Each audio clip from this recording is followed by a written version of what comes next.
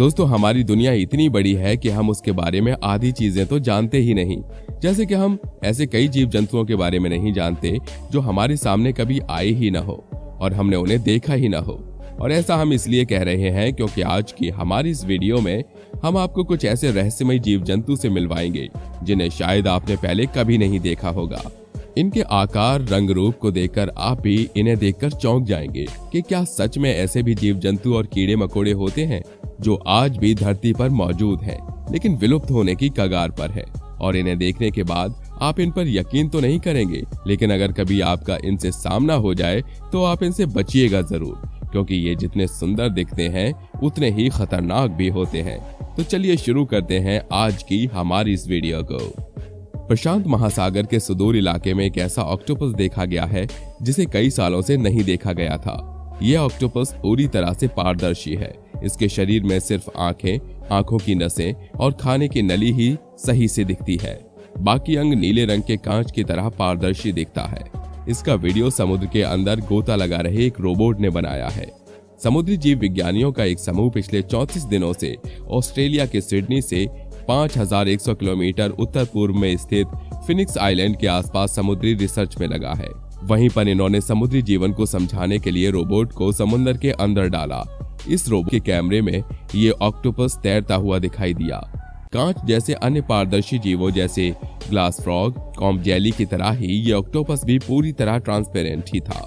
सिर्फ इसकी आंखें और नसें और खाने की नली अपने असली रूप और आकार में थी। समुद्री जीव विज्ञानियों को ये कांच जैसा पारदर्शी ऑक्टोपस 2 बार दिखा। दूसरी बार वाले का रंग थोड़ा अलग था। ये कुछ लाल रंग का था। ऐसा पहली बार हुआ है कि वैज्ञानिकों के पास इन सीफेलोपोड्स की स्पष्ट तस्वीर है, नहीं तो इससे पहले इनकी तस्वीर या वीडियो मिलना मुश्किल होता था। वैज्ञानिक ने जब इनका अध्ययन किया तो ये अपने पारदर्शिता या ट्रांसपेरेंसी का फायदा शिकार और शिकारियों को धोखा देने के लिए करता है। Dracula fish. दोस्तों, सबसे अजीब और सबसे अलग दिखने वाली ये ड्रैकुला फिश, जो कि एक खतरनाक मछली की प्रजाति है जिसे पयारा के नाम से भी जाना जाता है। ये एक प्रकार की मांसाहारी मछली है जो अमेज़न बेसिन में रहती है। इसमें लंबे दांत नुकीले होते हैं जो इसके निचले जबड़े से निकलते हैं। इस मछली को कई नामों से जाना जाता है। वैम्पायर फिश, भेड़िया मछली, ड्रैकुला मछली, डॉगटूथ चेरसेन, डेनियोनेला ड्रैकुला नामक छोटी मछली कच्छिन राज्य म्यांमार में एक धारा में पाई गई थी। प्रजाति के नर कैनाइन जैसे अन्य नर के साथ विचरण के लिए कैनिंग जैसे क्षेत्र में रहते हैं। उनके निचले जबड़े एक विस्तृत डिग्री तक खुल सकते हैं और मुख्य शरीर की धुरी के साथ 45 से 60 डिग्री के कोण का निर्माण कर सकते हैं। ये ताजे पानी की मछलियों के सबसे बड़े परिवार साइप्रिनिडे में मौखिक दांत जैसी संरचनाओं का पहला रिकॉर्ड है। Big fin squid. Big fin squid उर्फ लॉन्ग आर्म स्क्विड उर्फ मैग्ना पिन्ना कई अन्य सीफेलोपोड्स की तरह वे समुद्र के सबसे गहरे, सबसे ठंडे, सबसे गहरे हिस्से में रहते हैं, जहां इंसान इसे आसानी से नहीं बना सकते क्योंकि इंसान दबाव को संभाल नहीं सकते। अब हम मशीनरी की सहायता से अज्ञात का थोड़ा और अध्ययन करने लगे हैं। अभी हाल ही में ऑस्ट्रेलिया में वैज्ञानिकों ने समुद्र में कैमरे लगाए और एक बड़ा पंख देखा, जब किसी को अंदाजा नहीं था कि वे उस पानी में हैं। तकनीक से पहले कुछ प्रजातियों को देखने की कोशिश करने या उन गहराई में क्या रहता है ये देखने का एकमात्र तरीका समुद्र तल को स्किम करना होगा। एचलिनस ज़ुगोरम।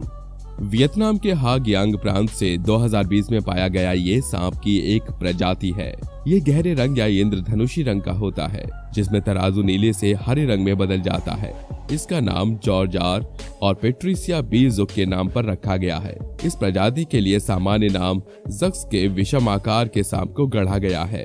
एचलिनस ज़ुगोरम को इसके विषम गैर अतिव्यापी पैमाने के पैटर्न की विशेषता है जो इसे अन्य सभी सांपों से अलग करता है। हालांकि ये भी खोजी गई एक अहम प्रजाति है, एम्परर डम्बो ऑक्टोपस। डम्बो की एक नई प्रजाति ऑक्टोपस अपने सिर पर गप्पी आंखों से सुसज्जित को गहरे से निकाला गया है। सम्राट डम्बो का उपनाम आराध्य प्राणी को 2016 में खोजा गया था। जर्मनी के बॉन में फ्रेडरिक विल्हेम विश्वविद्यालय के अलेक्जेंडर जिगलर्स जर्मन सर्वेक्षण जहाज आरवी पर सवार थे। शून्य निवासी जीव विज्ञानी के रूप में जब उलेउतियन के पास एक अजीब प्राणी उसके जाल में पकड़ा गया था। ये वास्तव में एक भाग्यशाली खोज थी, जिगलर ने लाइव साइंस को बताया, क्योंकि हम वास्तव में इसकी तलाश नहीं कर रहे थे, साथ ही पूरा जानवर सतह पर आ गया। आमतौर पर ऐसे जाल जानवरों को नुकसान पहुंचाते हैं जो मुख्य रूप से नरम ऊतक से बने होते हैं। नर डम्बो ऑक्टोपस था, जो छोटे गहरे समुद्र के ऑक्टोपस का एक समूह है। डम्बो ऑक्टोपस प्रजातियों की पहचान छतरी जैसी बद्दी से की जा सकती है, जो उनके तंबू और उनके कार्टून के कान जैसे पंखों से जुड़ते हैं, जो डिज्नी के डम्बो हाथी चरित्र पर बड़े आकार के कानों से मिलते जुलते हैं। एक बरकरार डम्बो ऑक्टोपस ढूंढना दुर्लभ है। वे विज्ञान के लिए जाने जाने वाले सबसे गहरे जीवित ऑक्टोपस हैं और उन्हें अक्सर मछली पकड़ने के बाइकैच के रूप में गहरे से निकाला जाता है, जिन्हें अक्सर पहचाना नहीं जा सकता। Nano chameleon. वैज्ञानिकों का मानना है कि उन्होंने पृथ्वी पर सबसे छोटे सरीसृप की खोज की होगी, एक गिरगिट उपप्रजाति जो बीज के आकार की है। मेडागास्कर में जर्मन मेडागास्कर अभियान दल द्वारा 2 छोटी छिपकलियों की खोज की गई थी। नर ब्रुकेशिया नाना या नैनो गिरगिट का शरीर सिर्फ 13.5 मिलीमीटर है। म्यूनिक में जूलॉजी के बवेरियन स्टेट कलेक्शन के अनुसार यह सरीसृपों की लगभग 11,500 ज्ञात प्रजातियों में सबसे छोटी है। ऊपर से पूंछ तक इसकी लंबाई 22 मिलीमीटर है। संस्थान ने कहा कि मादा लगभग 29 मिलीमीटर बड़ी है। महान प्रयास के बावजूद अन्य नमूनों का पता लगाया जाना बाकी है। साइंटिफिक रिपोर्ट जर्नल ने कहा, नया गिरगिट केवल उत्तरी मेडागास्कर में एक अपमानित पर्वतीय वर्षावन से जाना जाता है और विलुप्त होने का खतरा हो सकता है। हैम्बर्ग में सेंटर ऑफ नेचुरल हिस्ट्री के एक वैज्ञानिक ओलिवर हल्टस्चेक ने कहा, नैनो गिरगिट का निवास दुर्भाग्य से वनों की कटाई के अधीन रहा है, लेकिन इस क्षेत्र को हाल ही में संरक्षण में रखा गया था, इसलिए प्रजातियां जीवित रहेंगी। Brownian flat headed frog. कशेरुक सिर एक एकीकृत प्रणाली है जो संवेदी कार्यों, शिकार को पकड़ने और रक्षा तंत्र के लिए आवश्यक है। सिर की शारीरिक संरचना ने लंबे समय से जीव विज्ञानियों का ध्यान आकर्षित किया है। फिर भी विचलित रूपात्मक कार्यों के विकास के लिए जिम्मेदार कारकों की पहचान करना एक लंबे समय से चली आ रही चुनौती है। मेंढक सबसे विविध कशेरुकी आदेशों में से एक है, लेकिन कपाल रूपात्मक भिन्नता के संबंध में पूरी तरह से अध्ययन नहीं किया गया है।